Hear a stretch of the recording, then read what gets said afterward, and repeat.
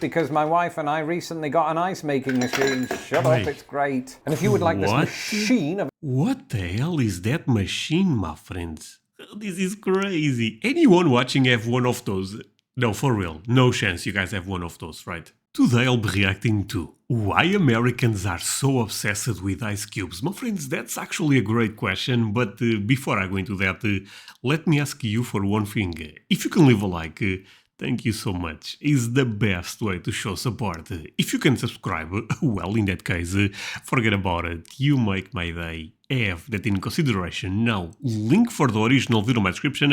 I love this type of videos. Well, one of the first things that pilgrims would have seen upon reaching present-day America would have been water on the rocks. Yeah. It seems only appropriate then that water on the rocks has also become a popular American drink. And I'm not talking about seaweed-infested water from New England. I'm talking about water served with ice.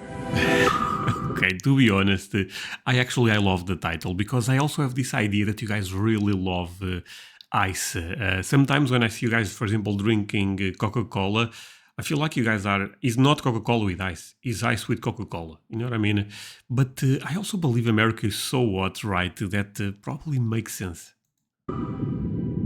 Of course, I use the example of water to service a really great pun. But honestly, Americans put ice in almost everything, from cocktails to mocktails, from coffee to tea. They even sell bags of it at the petrol station. And to people in my homeland of Britain, where frozen water is used far more sparingly, America's ice cube culture can at times seem like an obsession. So, is it? And why do Americans insist on bulking up their liquids with more liquids, albeit solid ones? Great question. Well, as a British person myself who moved to the United States, such questions have been at the forefront of my mind this summer, not least because my wife and I recently got an ice making machine. Shut up, it's great. And if you would like this machine of... What the hell is that machine, my friends? Oh my god, what type of technology are we working here? André, that's basically the same technology people use on fridges. Okay, thank you. But what? This is crazy. Anyone watching have one of those? No, for real. No chance you guys have one of those, right? Or maybe you have, actually. My wife and I recently got an ice making machine. Shut up, it's great. And if you would like this machine of a YouTube channel to reach 1 million subscribers and you haven't yet become one yourself, do that now. Hey, do it for me also. But I already subscribed. In the meantime, here are some of the actual reasons that Americans love their ice, some of which might surprise you.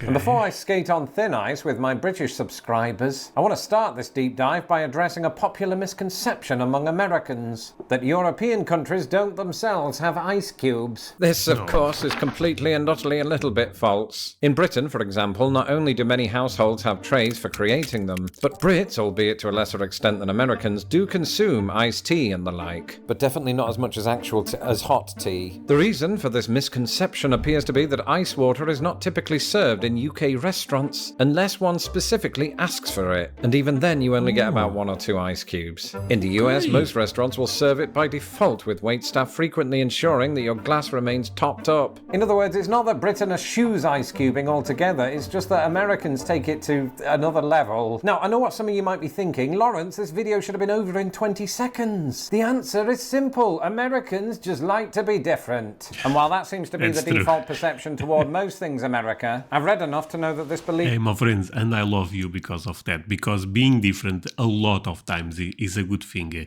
But I actually think there is, and I guess Lawrence is also saying that, there is more into this, you know, because I think the weather, it's so crazy in America. The summer is so hot, from what I understand, my friends, that makes sense to have a lot of ice in your house. But for example, in the winter, you guys don't use ice that much, I assume, for the drinks, right? It doesn't always hold water. Pun intended. Okay, that was a good joke. Let's right back. Americans just like to be different. And while that seems to be the default perception toward most things America, I've read enough to know that this belief doesn't always hold water. Yeah. Pun intended. In other words, ice cube fanaticism, much like American vocabulary, is not so much a product of American hysteria, but American history. You see, America's ice fixation in this, the era of refrigeration, owes much to the century that preceded it. In 1800, when the US was still young enough to be covered under its parents' healthcare plan, one American in particular came up with a revolutionary idea: ice harvesting. This was where icemen would cut huge blocks of ice from lakes and rivers for the express purpose of using them for refrigeration. They were sort of like ice cubes, but for giants. In fact, the blocks weighed up to 300 pounds, which is roughly equal to 3 large dogs, or The Undertaker. Because this was during a time when icemen didn't have a direct line to Charles Xavier, they had to enlist horses to transport the ice, which would then be stored in special ice houses from where it could be exported. And why am I telling you this? Okay, that was amazing to learn the history about this. I had no idea. I bet a lot of you guys did not know this also. 2024, because for the next century and a half, ice harvesting became a massive industry in the United States. It was the brainchild of Bostonian businessman Frederick Tudor, who would later be dubbed the Ice King, despite Boston only recently saying it didn't want a monarch. Tudor made an absolute fortune selling to other countries ice harvested in New England, further adding substance to my water on the rocks joke from earlier. In fact, by the 1880s, ice was America's second largest export after cotton. Among the beneficiaries were Cuba, India, England, and most notably Norway, which subsequently began its own ice harvesting industry. And of course, ice harvesting gradually benefited American society. Indeed, it was known as ice harvesting because ice was literally considered a crop. At first, this crop would be distributed to the wealthy who would use it to preserve meat and beverages, something that was of particular importance during those hot summer months. But as the century wore on, ice was made available to businesses up and down the country. It revolutionized various food markets because it meant that meat, fish, and vegetables could be more easily stored and transported without rotting. Moreover, by the 1860s, when Tudor was busy seeking revenge against his barber, 2/3 of homes in Boston and New York received ice deliveries on the daily. America presumably had so much ice that the only natural next step was to start putting it in drinks. Don't believe me? Well, American author Mark Twain, who was obsessed with technological invention, not only himself confirmed it, but cited it as a uniquely American practice. I think that there is only one thing that can be called by the wide name American. That is the national devotion to ice water. That sounded exactly like him. Like Twain, ice harvesting continued on into the 20th century, along with ice cubes. Indeed, it was during the Great Depression that America gave us the first flexible ice tray. Today, of course, these are normally made of plastic, but back then, metal trays were all the rage. So those are the ones I have in my house to make ice. Around the same time, General Electric rolled out the so-called monitor-top refrigerator, the world's first mass-produced residential fridge. And the rise of the personal refrigerator soon led to the mass production of its cousin, the freezer. By 1948, around 90% of American homes were equipped with a fridge. Compare this to Britain, still reeling from the economic effects of World War II, where only 2% of homes could say the same. And the refrigeration boom ultimately meant The difference is so big. Okay, so the fridge... I think it's fair to say that the fridge culture is quite ahead in America. Things. Number one, America's love of ice cubes had now reached a level of convenience that would have made Mark Twain do this with his face. And number two, by the middle of the 20th century, the ice harvesting industry, which had then existed for 85% of US history, died out overnight. In doing so, it left behind a legacy still felt by the global food industry today. But it also played a central role in establishing America's warm relationship with ice. Okay, history schmistery, you might be thinking, but why are Americans still doing this in 2024? Can't they just cool it? Well, that's exactly what they are doing. You see, just as British winters don't deliver nearly as much ice as those of the northern United States, British summers are not nearly as hot. So, back when I heroically traversed the Rockies in 99-degree heat, anything less than ice water would have been an insult. And when I say I traversed the Rockies, I meant that I walked up a hill in Utah. The point is, the cult of Ice Cube has persisted in America partially because its devotees derive practical use from it. Of course, as heat waves become more common in the UK, might the same thing happen there?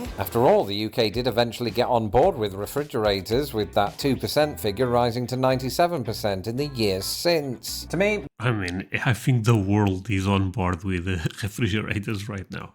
this seems unlikely. Not only is that like comparing apples and oranges, but UK fridges and freezers are typically much smaller than those in America. In other words, not every British family has the real estate to prioritise ice cubes, especially when feast ice creams exist. In America, not only do larger units mean more space for ice trays, but some models even have an ice cube dispenser, as I found at my previous That's address. amazing. And some of my more observant subscribers might be thinking, wait a minute, what happened to the big fridge that came with your house? We're not. Wait, my friends, but sorry for asking this, because the other day I got a bit confused on this. So, I call this American fridge. I know this is just fridge for you.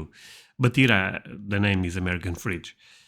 But this is the typical fridge that you guys have in America, right? I mean, not saying this model or this brand, but 2 doors. Side by side, you know.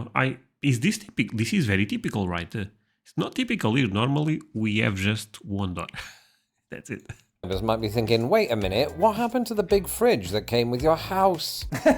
We're not 5 people, it had to go. Which is why we got a smaller fridge and an ice making machine. However, all of the fridge on the back is basically the ones I've been using all my life.